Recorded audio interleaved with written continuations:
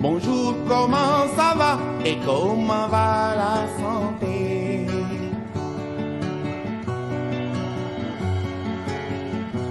Iway wér gi yaram ne leen wér wérle. Bonjour, comment ça va et comment va la santé? Bonjour, comment ça va et comment va la santé? asalaamaaleykum suñu mbokku auditeur téléspectateur rajo télévision Asfiyahi TV Malel Badou ñi ngi ma dellu siwaat ci dimanche gi di leen présenté Ashifa ginnaaw ma sant yàlla julli ci yonent bi sallallahu alayhi wa sallam may ziar suñu kilifa suñu papa suñu sëriñ Babacar Sy Mansour à travers lui may ziar bépp kilifa diine bu mu bokkal ngànk diine gi ci réew mi di leen ziar yéen ñëpp am nag mbégte dalal fi tey sama ay gan yu tedd yu mag ñu war a waxtaanee ci mbirum tabaski ak benn thème ñu tuddee ko la cuisson du mouton du tabaski ki di tabaski di mouton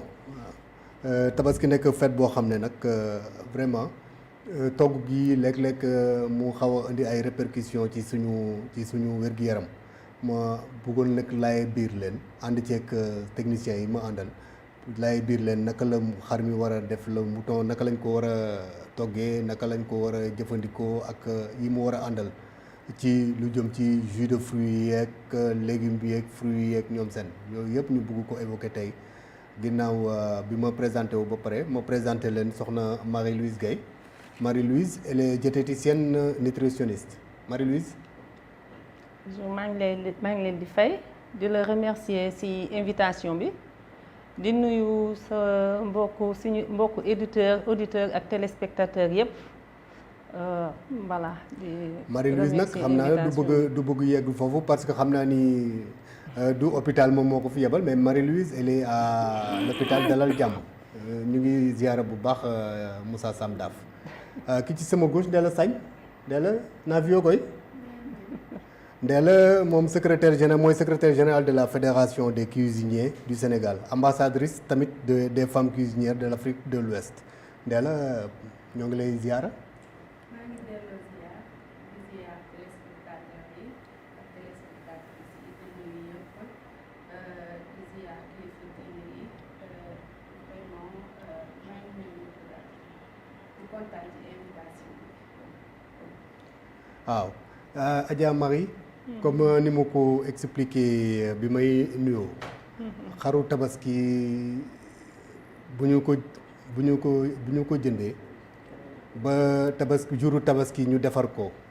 ba mu baax bu ñu ko feesee ba pare. xar mi naka lañ ko war a toggee. waaw monsieur Gningue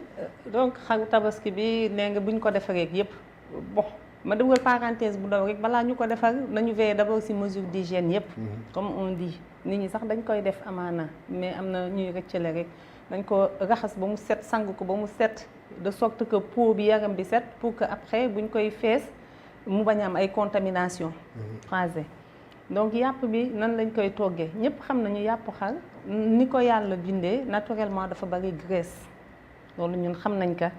xar te loolu sax nit ñi dañ ko siy taamu nga am xar boo xam ne vraiment duuf na mu bañ a nekk xar bu yooyu xar bu loof ak yooyu mais graisse boobu léegi buñ koy togg comme que yàlla dogal na xar bi si boppam dafa bari graisse togg bi fu ma fi njëkk wax rek mooy point bu njëkk ñu bañ ko utiliser togg ak dëwlin bu bari wala jël ko di ko saaf ak yooyu di ko gën a surcharger matière grasse donc bari na façon togg yoo xam ni voilà chef traiteur bi dina si yegg peut-être bari na façon togg yoo xam nit mën na ko togg bi ni neex te jarul ñuy tremper def dëwlin bu bari jarul ñuy dugal ci ay saaf ak yooyu y a beaucoup de modes de cuisson yoo xam ne mën nañ ko utiliser yoo xam ne pour éviter gras bi maintenant bu fekkee ñun ak suñu gis-gis matière grasse bi nekk ci xar bi li ci ëpp dafa nekk ce que nous on appelle graisse saturée mooy xeetu graisse boo xam ne gënul noonu ci santé doomu aadama parce que dafa bari ay jeexital yoo xam ne gënul daal léegi de sorte que graisse bi fekkee yow fees nga sa xar ba pare nga constaté que graisse bi dafa bari torop ñu lay conseillé soo ko mënee wàññi nga wàññi ko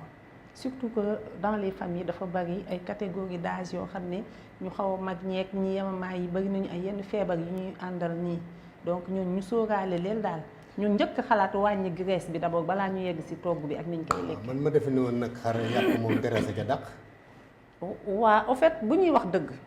graisse moom mooy gën a neexal mooy joxe yàpp bi benn saveur bu muy am. kooku moom c'est vrai dafa mel ni rek ma génn tuuti gaam boobu ngay naan dara bu safee suukar si lay gën a neex. waaw mais est-ce que neexaay bi tamit génneel la ci doomu aadama bi parce que graisse bi moom moo tax yàpp bi di neex am na goût bu mu koy jox mais ñu jàpp leen yàpp xar graisse boobu ngay gis moom la ñuy wax graisse visible. mooy li nga xam ne mais ak nu mu mën a demee rek ci diggante chair bi am na graisse bu ci ànd te boobu mënoo ko génnee donc même boo wàññee li nekk ci kaw taxul ba tey nga tekkali ko graisse parce que yàpp xar noonu la bindoo diggante chair bi graisse baa ngi ci biir donc du wàññi dara ci neexaay bi. Adja Ndella Sagne naka laay def naka ngay def ba tey soo ma doon toggal tabaski yow nan nga may toggalee yàpp boo xam ne ni du am graisse. damay dëggal li nga xamante ne sama naataango bi Marie-Louise wax na ko déjà bala ñuy rey xar bi dañu war a respecter mesures d'hygiène yi xool ndax xar bi déjà am na wér-gu-yaram ba pare fi ñu koy reyee na set bu ñu koy rey aussi niñ koy daggee yàpp beeg yëpp loolu yëpp da cee am solo nettoyer couteau yeeg yëpp ba mu set bu loolu setee buñ paree boo jëlee yàpp xar bi soxlawul nga ci ajouter huile wala nga ci ajouter ay beurre ak yooyu graisse bi ci nekk ci boppam mën na togg xar bi su fekkente ne danga nekk sa kër yow amuloo four mën nga jël yàpp xar bi nga muusal ko boo ko muusalee dina wàññi graisse bi bu wàññee graisse bi nga doog ko lakk mu wàññiwaat encore graisse bi desoon bi nga ko muusalee day demaat aussi ci fourneau bi sinon boo amee four mën nga ko jël nga mariner ko ak say épices naturelles sans ajouter des artificiels dëbb say oignon vert say kaane vert say coriandre désolé pour le français olof bi daa setul nag say coriandre après nga mariner sa yàpp boo ko mariner pare dugal ko tranquillement ci four bi def ko à feu doux muy ñor ndànk-ndànk c'est ça muy gos merci muy ñor ndànk-ndànk ak propre graisse am sans pour autant que nga ajouter ci huile ni beurre loolu dina permettre da ngay gis boo toggee pare da ngay gis graisse bi day demee de côté après yàpp bi tegoo de côté. kon daal yàpp wataboor moom baaxul xam nga yàpp wataboor. non xanaa nga leeral ma ko rek. comme sama wolof daa setul yàpp wataboor yàpp wu bees. ah oui. yàpp wu bees kon daal yàpp wu bees bi moom. comme ni ñuy def ñun bu ñu rendee rek daal di jël rek daal di toj rek daal di teg ci fourneau bi mu lakk. non déjà sax yàpp xar il est préférable boo ko reyee tey nga lekk ko suba mais rey ko tey lekk ko tey baaxul. Adja nag gisagoo fu ñu tabaskee rendi xar mi ba pare ne dañuy bàyyi. non c'est vrai waaw loolu xam nga mënul nekk. mënuñu rey tey lekk ko suba mais dañ la ne il est préférable nga rey ko tey lekk ko suba maanaam bees bi waroo ko lekk mais boo demee ba xam ne c'est obligatoire da nga koy lekk tey nga xam noo koy toggee. voilà nga xam noo koy toggee. toggin boobu nag ci lañ bëgg nga wax ñu exactement toggin bi naka la war a demee ba nga xam ne buñ ko mosee du ñoo indil benn problème. waaye lekk yàpp ba pare reer sa xaru tabaski ba pare daal di ne xale yi teg leen nee bu subaa ñu soog coo jëfandikoo loolu moom gisaguma ko. non toggin bi mooy comme li ma wax léegi rek bu fekkente ne yow amuloo four. nga muusal ko. boo ko muusalee pare nga doog ko lakk mais boo waroo jël yàpp bi noonu rek daal di koy lakk directement. parce que boo ko defee déjà du ñor. ba pare graisse bi dina ci des quantité bu bari nga lekk ko pare teg ci naan yu sedd congelé gaat graisse bi ci sa biir loolu war nañ ko moytu daal. Adja Marie-Louise quelle est cette qualité de viande recherchée ban xeetu yàpp moo baax ci lekk ban bu ñu defaree xar mi ba pare ba fees ko lan lañ ci war a jëfandikoo ak lan lañ ci war a mën a bàyyi loo xam ne nii buñ ko jëlee dinañu indil problème peut-être suñu santé wala gënul ci bees bi wala gënul ci lekk gi en général daal ban qualité de viande moom moo baax. merci en général donc comme nu mu ko waxee ah. loolu mooy règle bi nga xam ni mooy conseil donc général bu ñuy joxe mais tabaski c'est on est dans un autre contexte parce que lépp ci jour bi la boobu ngay xëy rey sa xar si la ñuy togg si la ñuy lekk si la ñuy saraxe mais moom cadre général santé voilà pour respecter yenn normes yi normalement loo xam nañ ko waroon rey la veille comme ça se fait à l'abattoir abattoir dañuy rey tey wékku ko mu siit loolu am na ci solo après le lendemain ñu dugal ko en vente et cetera mais fii dañu nekk benn contexte bu particulier boo xam ne donc on n'a pas cette possibilité di ko denc ba suba di ko doog a togg dañ koy togg mais maintenant am nañu ay mesures d'accompagnement mesures d'accompagnement yi mooy lan parce que loolu lu ñu si bañ lu ñu si njëkk seetlu bu nit ñi lekkee xaj bi noonu tendance bi ñu gën a am mooy que nit ñi dañuy fëgg daf si bari daal problème d'indigestion lay nekk waaw nga finalement nga lekk xaj ba pare reste journée bi yëpp ba le lendemain mun nga sonn maintenant damaa fëgg waaw la ñuy wax mais fëgg boobu léegi yàlla def na bu fekkente ni yemoo si yàpp bi kese yàpp bi da ngay xool nan nga koy accompagner et accompagnement boobu dañuy inviter nit ñi ñuy utiliser des légumes ay oignons ay laaj épices yi ay persil yooyu yëpp yoo xam ni mun nañ ko def moom tudd na fi sànq coriandre am na yeneen yoo xam ne nag bouillon yi kooku moom beneen waxtaan la kooku moom beneen waxtaan la man daa xam naa ne ndugu tabaski su ma ko joxee sama kër bu ñu demee ndug yi li may gis ca kaw ndugg ma li may njëkk a séntu bu ma ko gisee moom mooy bouillon yi te dama ciy gis lu bare. pourtant nag est-ce que c'est nécessaire. pourtant nag bouillon yooyu mënoon na ñàkk. bouillon yi mënoon na ñàkk parce que tout ce qu'on a comme épice li ñu am épice donc naturel fii si dëkk bi boo ko jëlee boole ko ak yàpp bi nga mariner ko lakk pare nga lakk ko yaa xam da nga koy njëkk muusal comme cuisinier lu teg xeet ak lu mu wax wala nga lakk ko fekk mariner ko ak loolu yow goût bu formidable ngay am. tu n'as pas besoin jël ay bouillon di si yokk jagu ko daal parce que goût naturel bi ngay am par rapport ak sa épices yi am fii nga boole ko par exemple ñun dañuy laaj ñëpp xam nañ ci def laaj nga def si laaj bu doy di nga ko togg ak soble ah nga jël comme coriandre def si thym day jaay si marché thym léegi am na bu frais am na bu wow bu sec bi n'est-ce pas ñun xam nañu am na ay persil booy mariner par exemple soble mën nga hacher persil def si donc yooyu yëpp yoo xam ni daf koy accompagner boo koy lekk kenn ki jël fee def bouillon kese lakk amaana yow yaa koy dàqale. te loolu noonu mi ngi ci marché bi. loolu yëpp mi ngi ci marché du loo xam dañ koy wuti feneen. c'est disponible c'est dans les marchés léegi lépp loo soxla rek da nga koy am lépp loo soxla ci légume nga jël ko bañ a def yàpp kese parce que loolu nag góor ñi surtout góor ñi en général dañu ne yàpp boo koy lekk bu doyee doo ko booleek leneen foofu moom erreur la parce que en général moo leen di indil problème yi. dafay mujj diis parce que yàpp ci boppam xam nga li ci ëpp protéine la c'est une protéine c'est constitué essentiellement de protéines animales. Tout à fait. léegi protéine animale dafa jafe digérer moo gën a yéex daal peut-être pas jafe digérer mais digestion li tax mu yéex parce que dafa ànd ak graisse donc graisse bi dafa bokk ci lu koy diisal mooy tax digestion bi di yéex moo tax boo ko lekkee ba pare foofu ba guddi presque doo am envie lekkaat dara parce que la digestion elle est lente parce que graisse bi ak protéine animale bi ànd dafay xaw a sonnal sax sa organisme pour nii mais léegi pour éviter les cas de feu légumes yi la ñuy conseiller nit ñi ñu accompagner ko donc yàpp dinañ ko togg def ay crudité boole ko ak moom bu fekkee am na ñoo xam ne bu ñu lekkee crudité yenn xeetu crudité ay chou pommé yu ñu râpé ak yooyu mën na leen jox ballonnement mais il y a des possibilités mën nga jël ay carottes jël haricot vert ba kii ko sauté ko persiller ko def ci laaj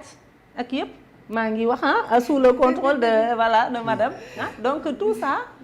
voilà nga def ci ay persil def ci ay laaj sauté sa haricot vert yeeg yooyu soo bëggee ay petits pois yëpp ça dépend nga def ko accompagner ko ak lii mu ànd ak soble bu fekkee grillade bi na ànd ak soble na am laaj ak yooyu en général boo constaté boo ko lekkee accompagner ko ak loolu mun na am kaawu fëg yenn yëpp dafay wàññeeku pour beaucoup de gens mais fekk yàpp kese nga lekk moom kese nga def sa biir ba mu fees parfois c'est difficile da ngay am ay problème après. Marie-Louise. même kii bi chou bi sax je vous coupe pas mais chou bi par contre mën nga ko def salade te ku ko lekk du ko ballonné par exemple. da ngay dindi gaz bi avant mooy da nga koy tremper da nga koy xooj ak vinaigre ak xorom. chou bi mooy lan. chou mooy chou-pommé. chou-pommé. voilà da nga koy mais wax chou-pommé.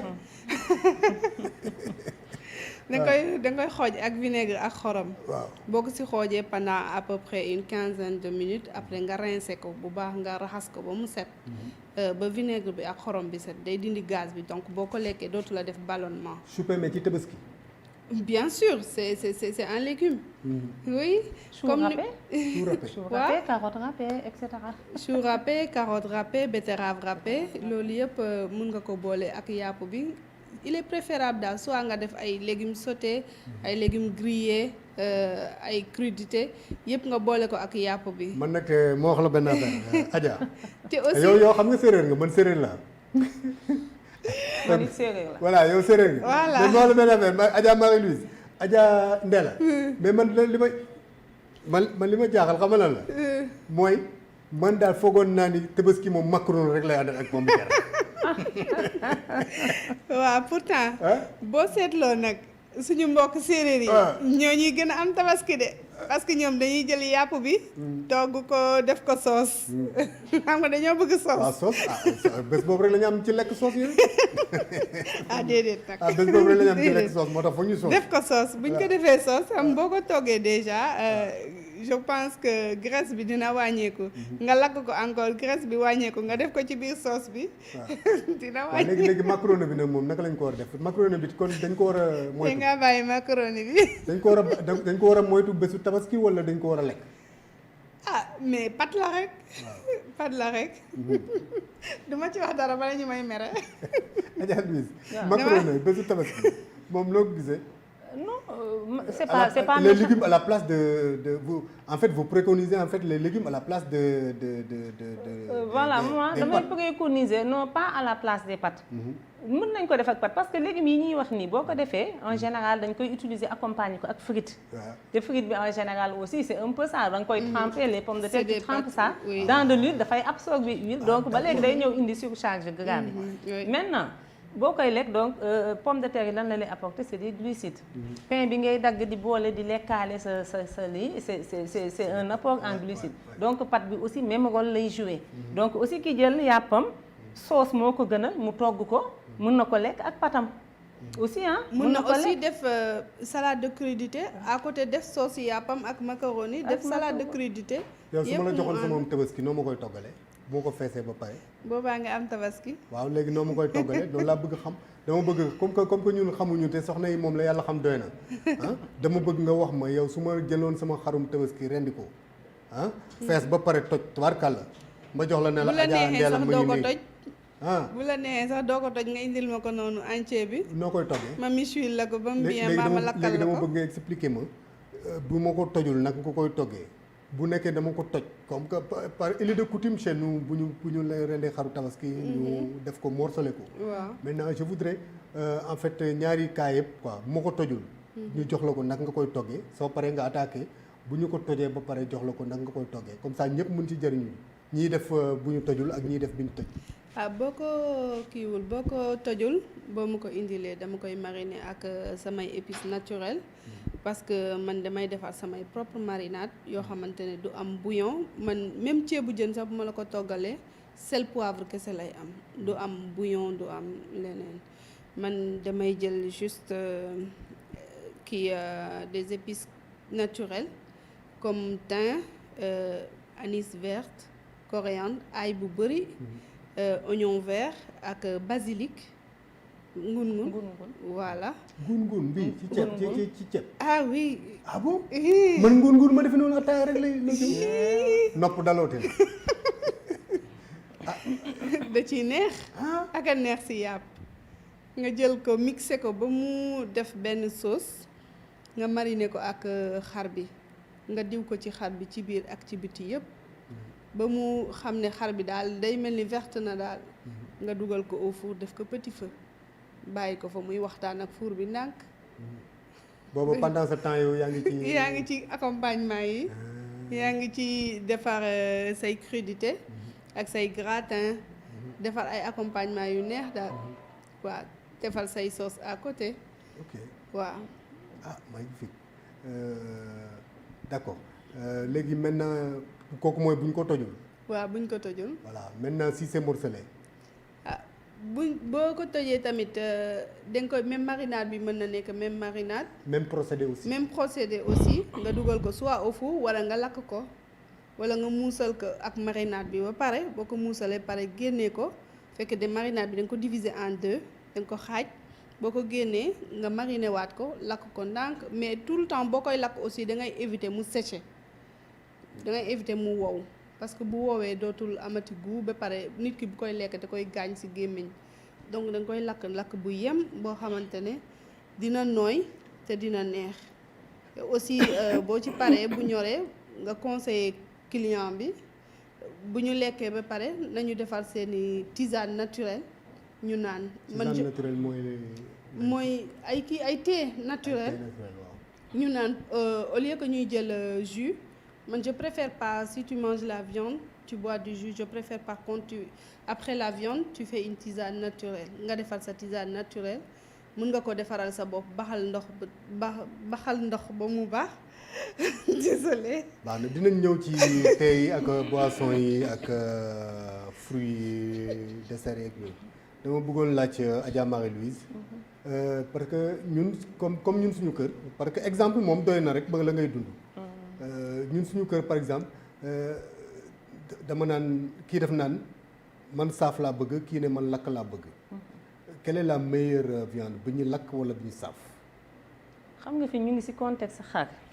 au départ ci njëlbeen waxoon naa la que yàpp xar naturellement dafa riche dafa bari graisse. waaw donc graisse bi aussi mi ngi fi ba pare. yow ñu ngi lay conseiller sax bu dee ñun diététique. nutrition lu ñu lay wax graisse bi soo ko mënee wàññi graisse visible bii nga xam yaa ngi koy gis boo ko mënee sax lelli wàññi ko moo gën ñun loolu mooy suñu conseil.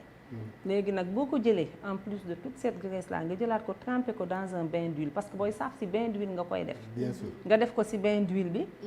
dafa mel ni da nga yokk surcharge en gras bi. exact voilà et tout ça donc maintenant boo ko bëggee méngale ak santé nit ki quantité gras bi muy jëlandoo ci jour boobu dafa bari. donc ça day génn dans le cadre d'une alimentation équilibrée alimentation normale. waaw da nga jël ay surcharge daal. te bon parfois ça fait des dégâts en fin de journée. boo nekkee milieu hospitalier am na ñoo xam ne guddi yëpp dañ leen di indi yooyu yëpp conséquence u surcharge graisse bu ñu lekk ci journée bi parfois da siy nekk. parce que malheureusement dañu nekk ak une population boo xam ne la plupart des gens sont malades. ñii ngi yore problème cardio. ñii ñu ngi yor ay hypertension moo fi gën a bari. ñii ñu ngi yor diabète ñii yor problème cholestérol ñii boole ñëpp dajale ko ci seen benn yaram boobu. léegi nag jour bi c'est vrai que benn fan la mënuñu wax quand même ici que benn fan boobu rek tax na nit ki tension wala mu nangam mais su fekkee daf la fekk nga feebar ba pare da ngay bàyyi xel ci sa feebar nga terewuñu nit ñi lekk yàpp mais nañu sóoraale yenn mesures yi ñu koy def pour xaw a sàmm seen santé donc yow.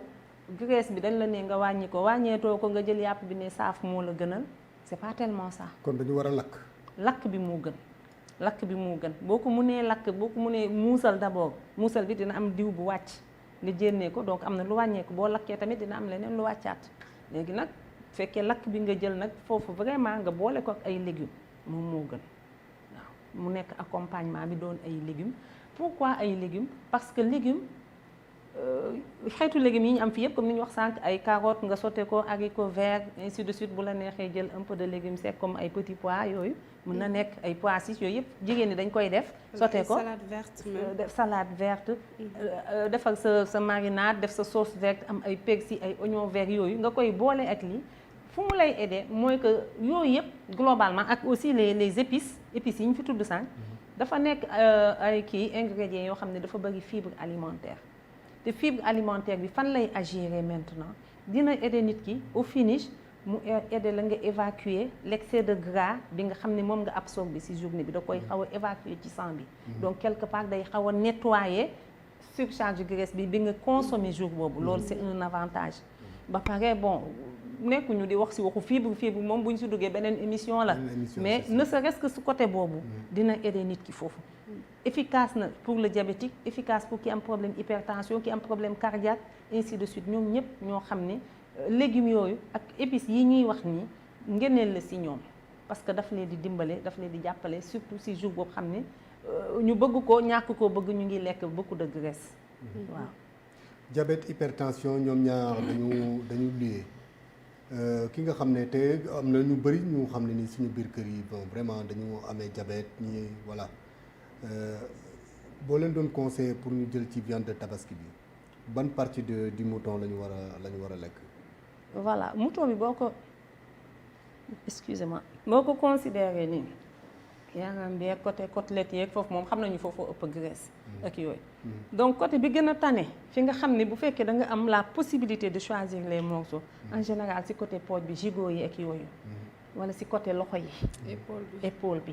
côté yooyu ñoo gën a am moins de gras. donc ces gens là bu ñu demee ba am possibilité vraiment di choisir wala pour seen santé ñu décider ni dañuy choisir nañu orienté wu seen choix si côté yooyu waaw. lupp bi ak mbagg mi. waaw ba tey. magnifique Adja yaa ngi doon wax sànq ci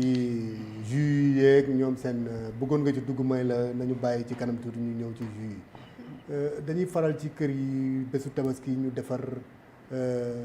yenn xeeti jus yu neex yooyu bakkene buy fii kii defar bisaab fii di tax ak ñoom seen. ak ñoom gingembre. ak ñoom gingembre ak ñoom seen. balaa nga wax rek exactement expliquer ñu comment on fait ces jus lan lañ koy boole les accompagnements après Adja Marie-Louise wax ñu yan xeeti jus nag moom moo adapté pour la fête de la tabaski war a mën a ànd ak xar mi. Pour commencer d'abord man jus yooyu jigéen yi ni ñu koy defaree duma leen ci wax c'est non duma leen ci désencourager baax na mais des fois dañ ci yokk loo xamante ne c'est bokk ci daal bëgg mu neex torop fekk na baaxul ci santé wu njaboot gi parce que du kenn nit rek moo koy naan ñu bari ñoo koy naan papa ji dina ci naan yaay dina ci naan goro ek yooyu ñoom ñëpp xale yi xamoo ku ci am feebar ak ku ci nekk feebar ba nga am bokkul ak sa morom ba mu am aussi donc de ce fait que fekkente ne bisaab ngay def mën nga def bisaab bi juste ak naana def ci bisaab ak naana rek kese bisaab ak naana jarul def muskat jarul def meew non jaru ko vraiment mën nga def bisaab ak naana kese def ci un peu de sucre wala su fekkente ne mën nga am sucre roux nga utiliser ko sax moo gën parce que moom moo gën a moins saf que beneen bi te aussi nga def sucre bu yem daal buy bi aussi mën nga def buy simple waaw bañ ci boole ay meew ak yooyu lu nekk nga def ko ci dañuy bëgg daal mu neex ba far mu ëpp nit ki bu ko naanee bu ngoonee feneen lay fanaani loolu daal kii baaxu te xam nga lu jëm ci biir dafa doy waar parce que benn erreur bu ndaw boo ko ci defee mën na yóbbu nit hôpital mbaa mu yóbbu ko nungu sin donc c'est ça baaxul donc buñ koy def daal nañuy xoolaat bu baax lu ñuy def nuñ koy defaree ak ndox biñ koy defaree saytu set bi ak c'est ça cel teg yi daal ba mu kii xam nga yéen nag da ngeen xaw a ëppal lu na ngeen def non en fait loolu ñi ci xaw a ëppal mooy xëy na mooy ñi ci xamul dañuy gis ci internet bi lii neex na lii baax na ñu jël ko daal di koy defare jox seen papa wala jox seen yaay wala seen mais ñi nga xamante ne xam nañ togg jàng nañ togg yenn yi duñ ko jaxase parce que xam nañ ne élément bi boo ko jaxasee ak élément bi nit ki bu ko lekkee mun na ko indi ay jafe-jafe donc duñ ko def préférable aussi jus yi le matin laa ko préféré avant yàpp xar bi ngeen naan ay jus. dañu war a jiital moom la ñuy wax apéro. non man c'est personnel man le matin laa ko préféré naan ay jus lekk samay fruits le matin donc bu ma lekkee yàpp xar bi man tee laa ciy def lu tàng mu wàccee graisse bi. Adja Marie ban xeetu jus la ñu war a naan boole kook xaru tabaski bi.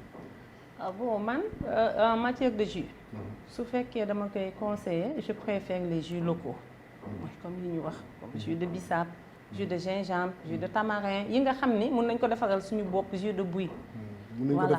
ñoo koy defaral bokkul ak yi ñuy jënd je n'ai rien contre l'industrie agroalimentaire mais ñun yàlla daf ñoo may chance boo nga xam ni am nañu des produits yoo xam ne mun nañ ko def jus locaux te c'est très riche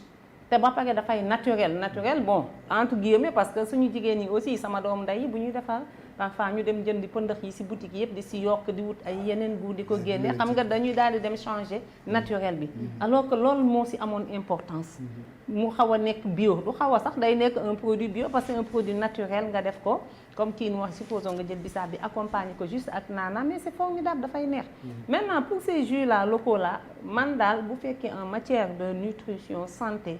vraiment utiliser jus locaux yi moo gën bu fekkee ko nga xam ni bëgg na jus locaux yi et aussi nga yemale la quantité de sucre parce que aussi yenn saa ñu def ak jus bi mu mel ni sirop loolu tamit gënu na ci def suukar waaw sirop la ñuy defar ba pare daal di dang voilà nañu defar jus boo xam ne naturel na ba pare ñu yemale suukar bi kooku am na ci solo mais su fekkee vraiment da nga war a bëgg jëndi daal dans les grandes surfaces ba jëndi am na aussi des jus naturels yuy jaay foofu mu gën a cher mais su fekkee sa poche may na la côté wala yooyu xëy na moom nga xalaat ni si nga sentir ni yaa ngi jënd y a aussi des jus mais nag am na si yoo xam ni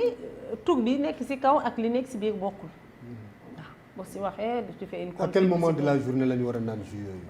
bon man nag par contre côté boobu rek laay jël sama contre-pied naataango bi ci plateau bi parce que boo nee jus bi le matin lañ koy naan le matin nit ñi taluñu naan jus taluñu ko te xanaa góor ñi ndax bu ñu demee julli ba pare am na ñu jot ñoom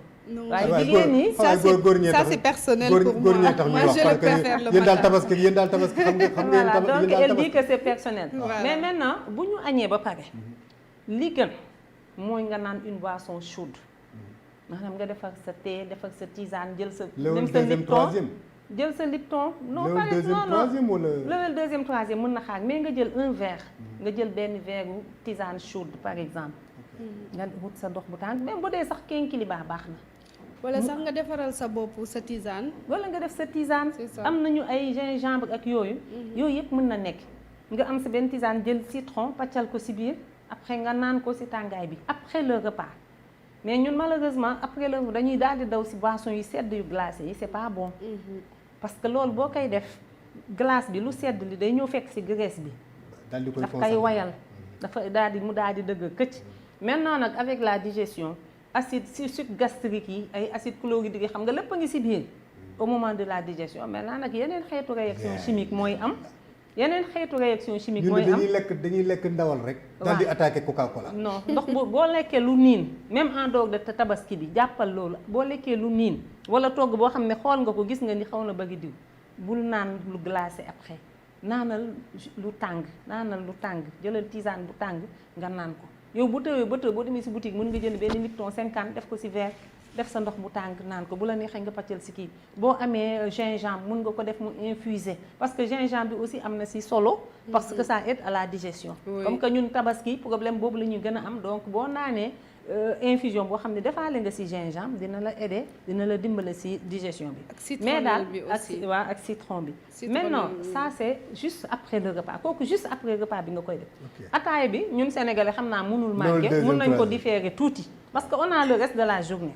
léegi yeneen boisson yi ñu war a naan bëgg naan lu sedd aussi na sore heure añ bi fekk lekk nga aussitôt rek naanal lu tàng nga bàyyi temps bi dem ba pare ba ci kanam ba digestion bi jàll léegi nag boo bëggee nga naan sa boisson. mais les fruits moom à tout moment de la journée tu peux bombarder quoi. fruits yi aussi boo paree lekk bi nii en général. nga naan sa lu tàng tu peux aussi différer mën nga aussi su la neexee nga lekk par exemple sa benn fruit avant mais tout ça peut être un peu éloigné du moment des repas. Est-ce que tous les fruits sont recommandés pour accompagner la viande de la tabaski?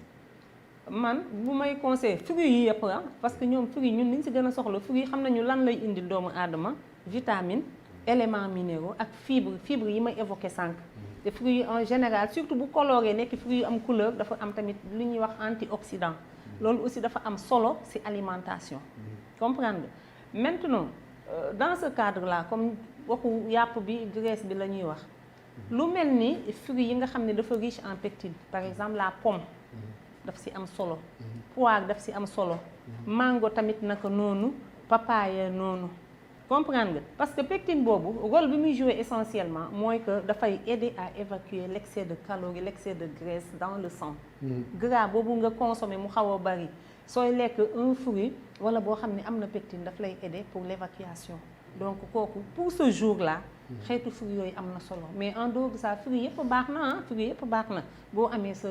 raisin nga jël si ay quelques grappes te lekk si ay quelques doom baax na soo amee sa banane aussi baax na banane aussi ça joue aussi sa rôle là parce que am na pectine aussi et tout mais daal xam naa ni lu xeetu pomme daal poire mangue papaye yooyu daal nekk na yoo xam ne am na si solo torop daal am na aussi yeneen type et tout mais ñun dañuy wax surtout si li gën a accessible li nga xam ne on a ça sur le marché jarul ñuy dem di xooli ay orange venant de Maroc wala nangam ak yooyu li disponible nos produits. man sax déggoon naa sama benn xarit mu may expliqué naan ma nit ku nekk fruits yee ñoree sa dëkk yooyu moom moo lay jëriñ que fruits bu ñoree feneen te ñun dañoo bëgg loolu bana kii nu mu tuddati mandarine yooyu di jóge bitim réew. xam naa peut-être que si ma xalaatee peut-être fi mu koy waxee déjà li ñoree feneen balaa boogam récolter ko ba pare ba dajale ko ba pare ba charger ko ba mu transporter ba mu ñëw fii ak temps bu mu ñëw di suñu étal yi y a beaucoup de dégradation en cours de temps avec tout ce temps là par contre fii bu jógee fii xëy na Casamance une semaine orange bi yegg si fii bu jógee fii xaal bi jógee côté Louga xaw ma fan noonu une semaine mu yegg si fii c'est disponible du am temps bu yàgg boobu yépp parce que ça aussi c'est important temps bi ñu koy bàyyi ci étal yi temps bi muy traîner et tout pendant ce temps aussi qualité nutritionnelle bi mun na commencer di dégrader wu di wàññeeku donc li nga am au niveau local moo gën a accessible moo gën a yomb ni nga koy jotee donc c'est de loin meilleur. Il vous arrive d'avoir des marchés le jour de la Tabaski? Des fois nag je contourne les marchés le jour de la Tabaski parce que je dis que bon je passe 2 fois je fête deux fêtes en famille quoi mooy Tabaski ak 1er janvier moom laay nekk ak sama famille du coup en général commande Tabaski dama koy xaw a contourner tuuti pour rek dem gis waajur yi ñëwaat mais bu passé damay reprendre. kon kaw ga ngay Tabaski. waaw loolu laa bëgg de incha allah. dégg naa nag moom nag day sànni taalibe Serigne Babacar Sy la ko bëgg. non damay jéem a doon taalibe mataguma ko. ok Adja Marie-Louise.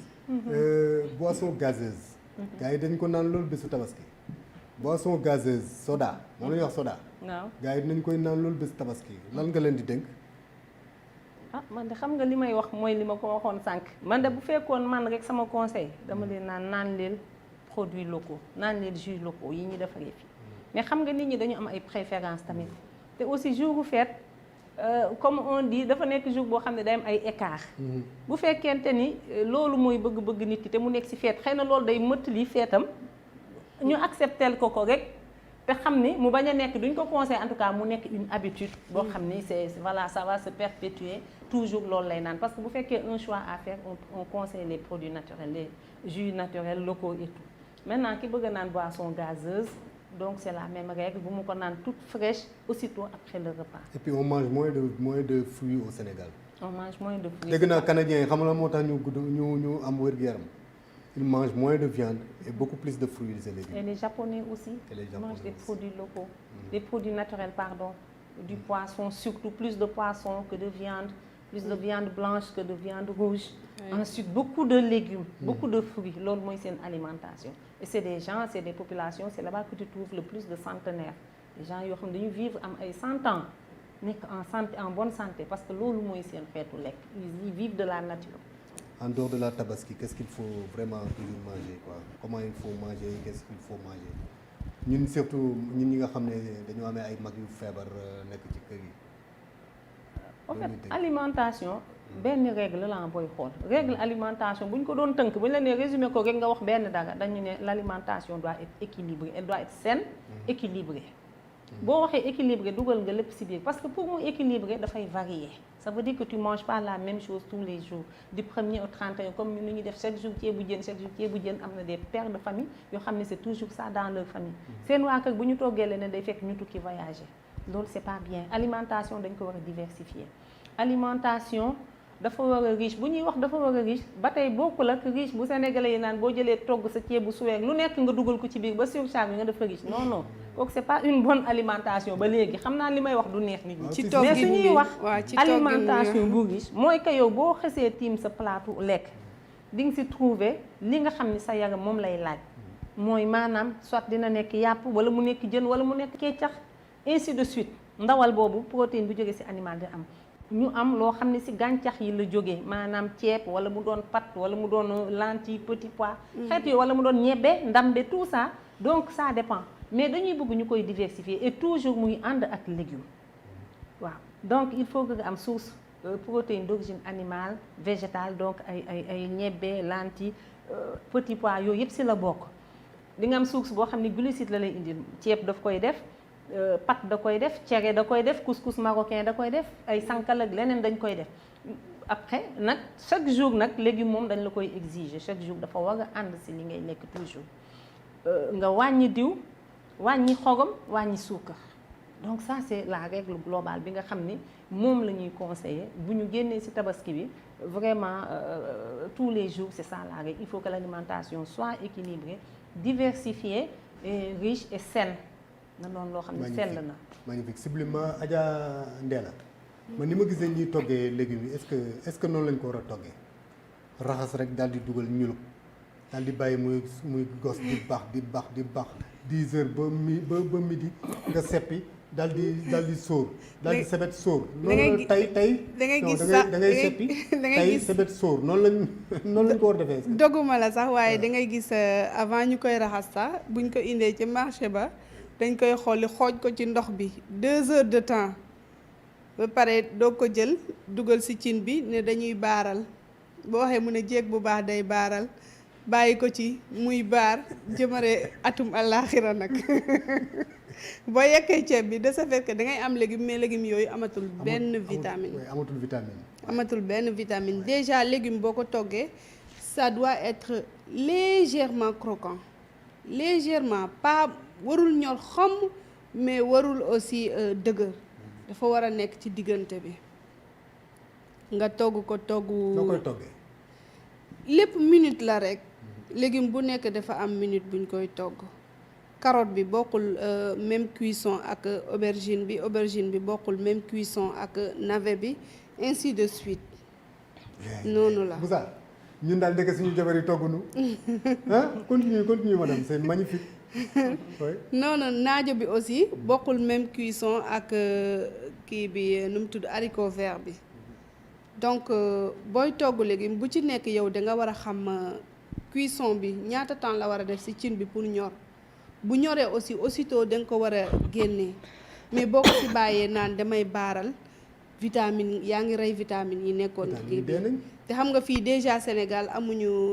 duma wax sax Sénégal mais je dirais un peu plus en Afrique amuñu habitude di lekk ay légumes mais à la place des légumes par contre ce que je vois que les autres pays africains mangent et que le Sénégal c'est un peu différent ils aiment les feuilles fii Sénégal am nañu ay feuilles mais duñ ko lekk ay feuilles yu mel ni ay mbuum ay nebedaay yooyu yëpp am nañ ko te lu bari vitamine la mais faraluñu luñ koy lekk daal. nebedaay moom ci cere rek da laa koy gis moom muy ànd. mën na ànd ak laa ko xam man. mën na ànd ak ceeb laaj ko sa mbokk joolaay. nebedaay. waaw mën na ànd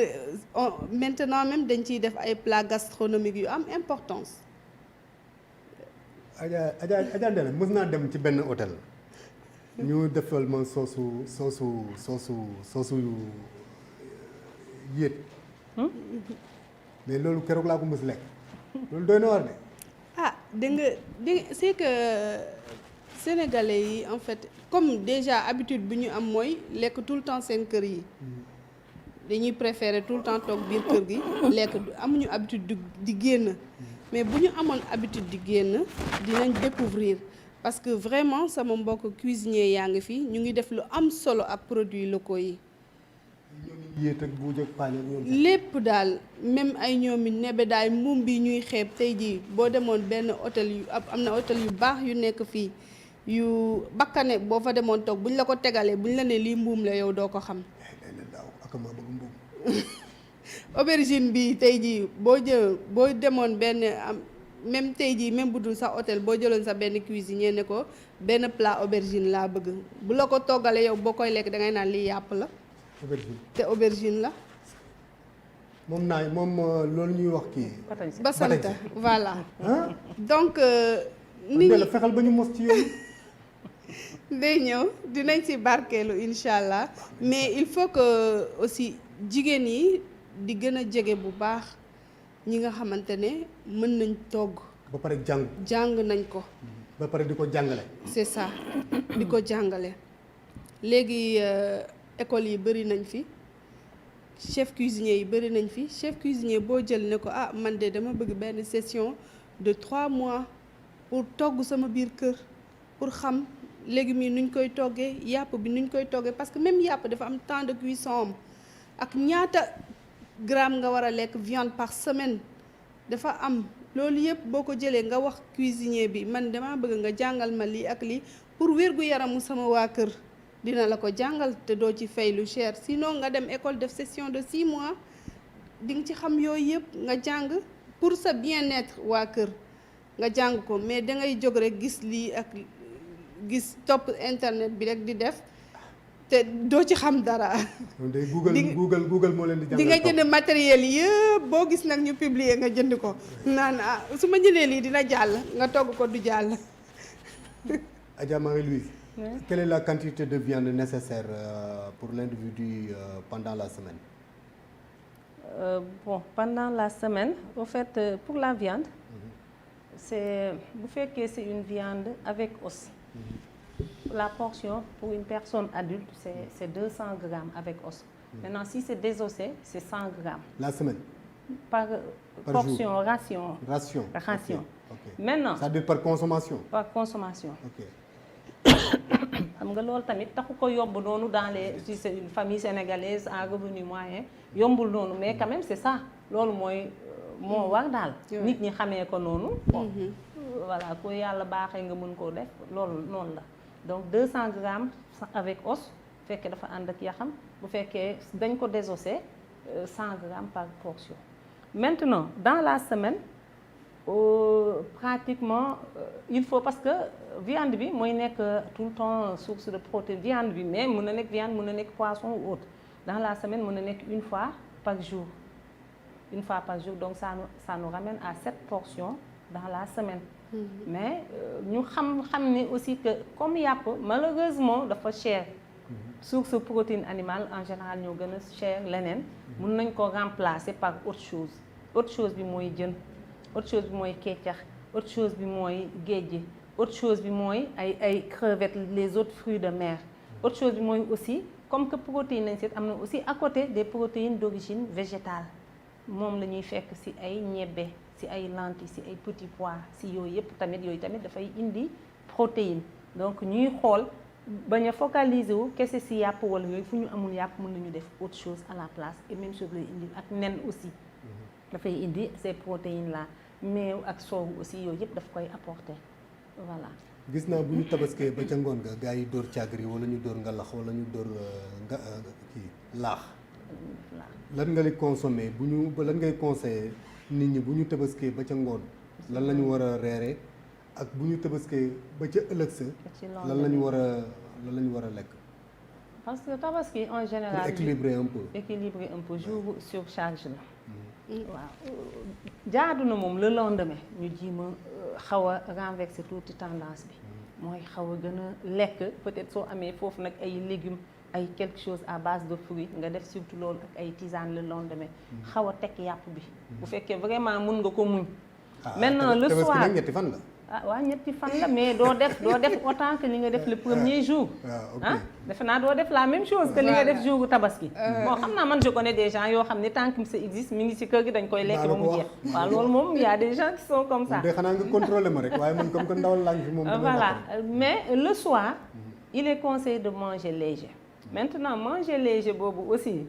parce que ça dépend soow bi ñuy utiliser di ko def caakiri parce que c'est du lait entier aussi quelque part aussi graisse bi ñuy daw aussi mi ngi ci biir. est-ce que soow boobu c'est du léger. waaw maintenant boo ko jëlee foofu laay ñëw question boobu laay poser est-ce que soow boobu c'est du léger. Donc il y a ces questions là qu'on doit se poser. De toute façon man j'aurais conseillé plus après madame traiteur dinañu wax que le soir nit ki manger plus des légumes cuits par exemple. ay haricots verts ay yooyu di nga ko lekk te li nga si jël du bari parce que de toute façon viande bi digéré woo ko noonu tu as besoin d'une alimentation légère tout simplement mu bañ la yokkal ay problèmes d'indigestion ba ngay am sax insomnie nga tëdd nelaw tranquillement te aussi wax nañu wax ba mais il faut que les gens boivent aussi ñu naan surtout di naan yooyu aussi c'est important waaw di naan ndox mais le lendemain ce serait bon que nit ki dans la journée peut-être ba 3 fois mu jël un verre de tisane naan ko baax na si daal parce que yooyu dina la permettre nga xaw a épurer voilà xaw a détoxifier tuuti quoi en quelque sorte. Adja Ndella ban repas léger nga ñu mën a defaral fii bu ñu tëbaskee ba ca guddi sa bu ñu tëbaskee ba ci ëllëg sa yan alimentation yi ñu war a nga xam yu léger yoo xam ne ni mën nañ ko jël yan repas boo tabaskee ba ca ngoon sa moom comme ni ko soxna Marie-Louise waxee il est préférable nga lekk ay légumes pour changer même un peu la donne mun nga def say salade de thon bu baax bu ànd ak légumes crudité dina changer tuuti. jënd pinton bu ci bitig bi. non pas pinton da ngay am na benn thon bu ñuy jaay thon à l'eau la. thon bu baax jën bu bokkul ak sardine ba tey. non bokkul ak sardine thon à l'eau la mun nga aussi def ak sardine. voilà. bu fekkente ne comme tu peux utiliser le pinton là. exactement bu fekkente ne aussi sa poche àgg na foofu parce que thon boobu cher na trop. mais benn pot aussi suur na famille bu bëri. Ndella bu ñu tëbaskee ba ci ëllëg sa xaalis du am ku mel ni man amatoo tous parce que li nga amoon jënd nga ko xar ak ñoomin boisson yeeg ñoom seen yooyu. waaw loo xam ne lu jàppandi la. loo xam ne ni boo amee sa. soxna si rek mooy économiser tuuti sa fanweer ak juróom-ñaar daal di koy mën a defar ñu daal di koy koñum. non soxna si mooy économiser tuuti comme moom mooy dugg ci waañ bi. waaw nit ku nekk xam na ni ngay daggee sa bopp xar. dina xam ne muy économiser ba mën ci génnee añu suba. ak reer guddi si. mais il est préférable daal yàpp bi boo leen ko añee bu leen ko reere te bu subaa aussi boo leen mënee changer pour changer mun nga togg sa ceebu ginaar wala nga togg sa ceebu jën pour changer un peu daal may yàpp xar bi tuuti mu jàll bu jàllee nag après mën nga recommencer waat mais ñi nga xamante ne daal mooy loolu chaque jour ñu ngi ci yàpp xar bi rek loolu daal diglewuñ ko daal. ñun séeréer si nag bari nañu ñu tabaski ba guddi sa ñun la ñu reere cere. waaw loolu baax na. cere moom ci séeréer boo ko teree séeréer moom. mooy rey ko mu dee rek. waaw mais ndax baax na ci ñoom. mais bon je vais pas trop m'avancer sur ça parce que déjà dafa nekk loo xamante ne man ba ma juddoo presque ba léegi moom laay lekk moom sama organisme xam na ko et tout il est préférable boo lekkee yàpp bi te diis na te tu as du mal à digérer mun nga ko bañ a lekk. baaxul xam nga ñun séeréer dañuy xam. mun nga ko bañ a lekk ndax daa diis cere daa diis trop mais su fekkente ne yow daal tuuti rek nga mos ci yàpp bi maanaam as tuut mun nga ñam tuuti ci cere bi. cere guddi gi bu jouru tabaski wóor na. cere guddi jouru tabaski nag xam naa ni moom c'est pas tellement ça. parce que comme ni ñu waxee rek yàpp gi déjà mi ngi ci biir bi diis na et tout cere aussi parfois boo ko lekkee mooy loolu donc peut-être mun nañu bàyyi cere bi surtout et puis encore nan lañ koy toggee yaa ça. lu muy àndal lan lay àndal cere laalo. waaw mais looy def loo koy ba soos lay àndal ñeex taalaale tout ça yooyu yëpp daal donc de préférence comme que tamit dafay ñëw diis peut-être que cere bi sama mbokku séeréer gi comme man bëgg cere ba de mun nañ ko différer quand même ba le lendemain. togg suñu pinton rek daal di jël sa pinton daal di. man daal ci légumes yi daal légumes yi desoon noonu ci añ bi rek nañu jël légumes yi fruits yi ak fruits yi xam nga fruits yi presque lekkoo ko après añ noonu léegi jëlal loolu ci ngoon gi rek nga jël fruits waaw def say légumes naan sa jus voilà naan sa yooyu. keroog dama fi dalaloon semaine dernière docteur Aïssa Thioubou qui est hépato-gastro de l'hôpital de la Paix de Ziguinchor. On a évoqué entre autres maladies la constipation ak ñoom seen yooyu quoi. ma gis ndeysaan waxtaan nañ ci. mais gis nañ ni loo xam ne nii la dafa récurrent maintenant au Sénégal. ñu bëri daal bu ko wax mu ne dama serré. yow mi nga xam ne nii diététicienne nga. nutritionniste. lan la ñu war a mën a lekk ba war a mën a tàggoog moom constipation serré. donc constipation si en matière d'alimentation lu ñuy conseil bi ñuy njëkk joxe mooy nit ki parce que boo tasee nit ku lay wax dafa faral di constipé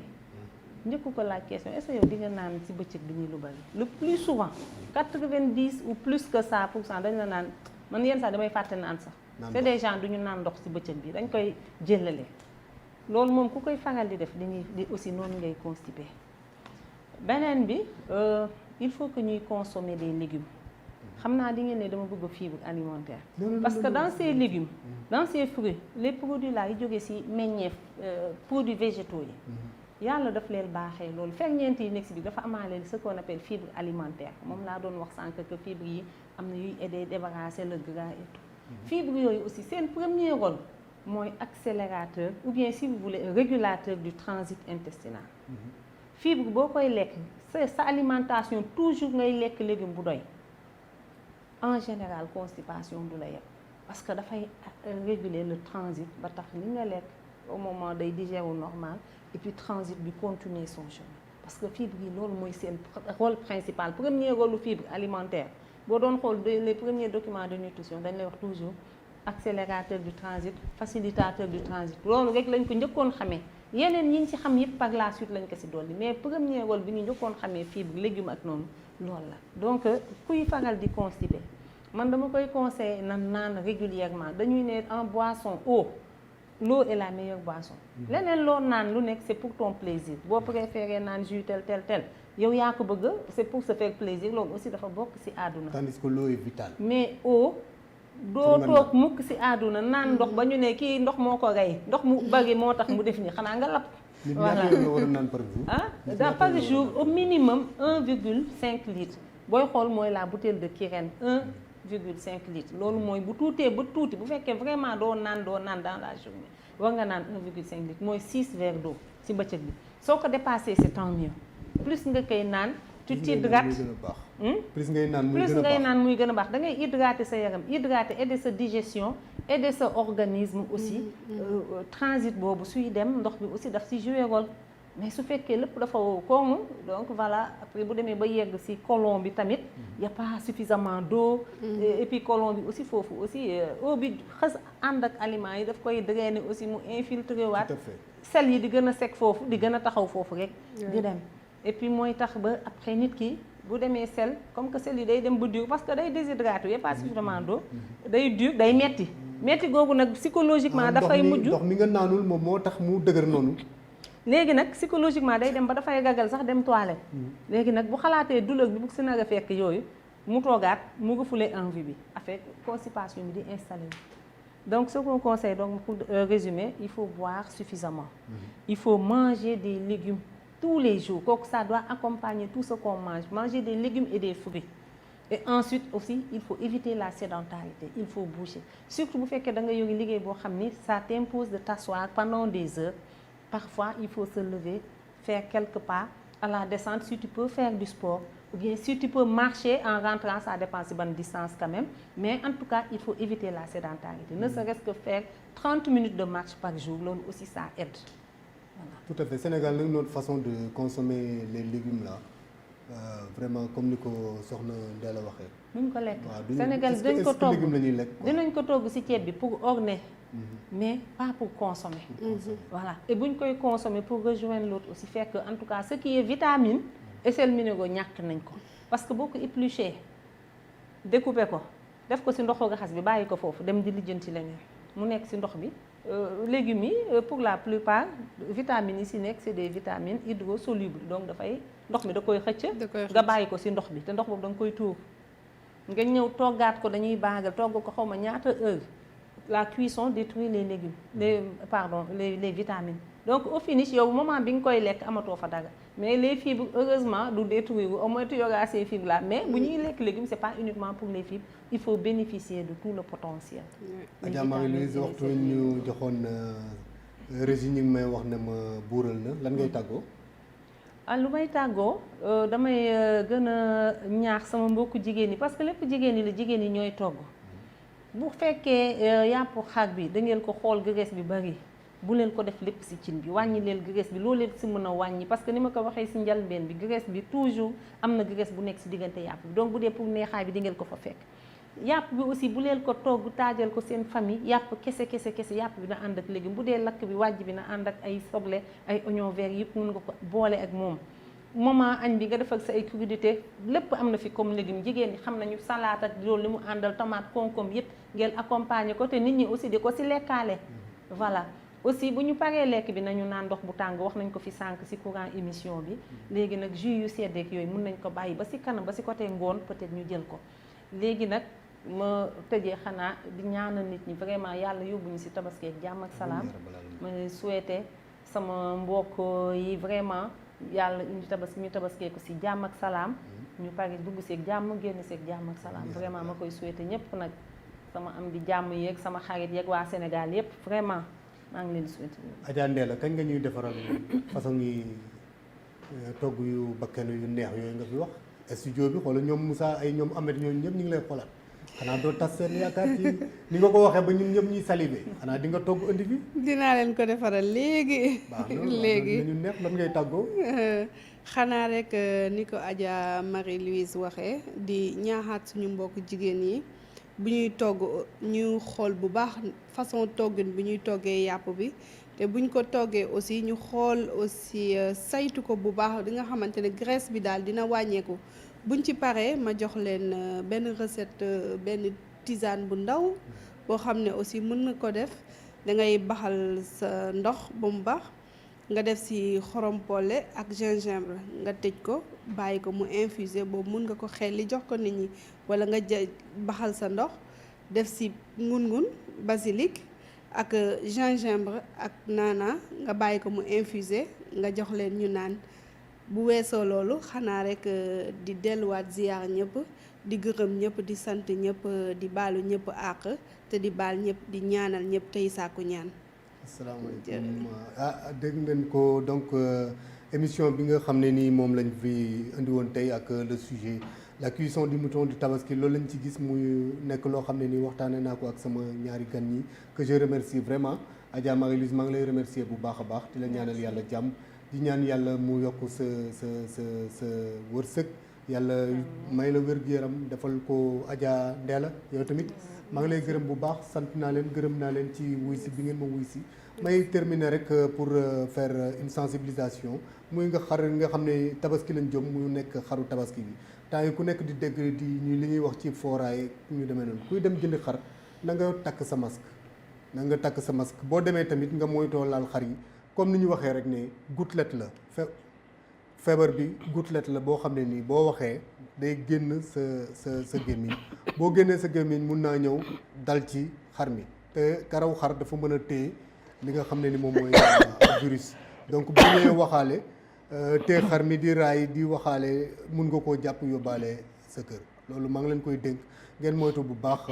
donc marché yi moytu loolu tamit bu ñuy jëndee xar tam bu ñu ñëwee ba ci kër gi nañ ko sang bu set moom ba mu set a set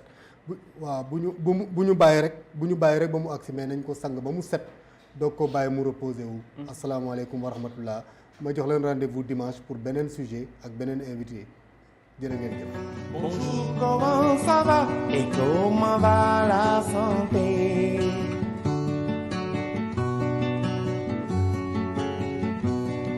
Bonjour, comment ça va et comment va la santé?